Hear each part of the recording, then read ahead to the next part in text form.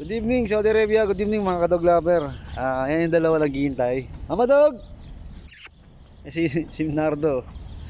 Kaso ang problema, si Mama Dog. Andun si Mama Dog. Kararating lang namin eh. At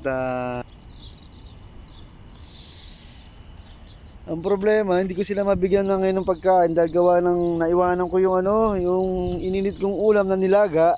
So eto kanin lang at saka natira kong atay ng manok. So hindi ko makinakain. Kasi wala silang ulam. At nandito lang isa dog food at saka tinapay na papakain ko.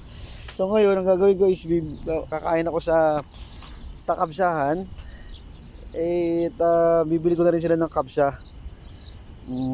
Para naman may iba, ulam nilang mag-ina at the same time ulam na rin ni Lolo. Mga kadog lover. Wala, hindi ko sila matitiis kasi gawa ng nandun yung pagkain sa microwave at nakalimutan ko. So ngayon bibilang ko sila ng kapsa at para mamaya pagkatapos at pakainin ko na lang si Lolo dun sa Lulu.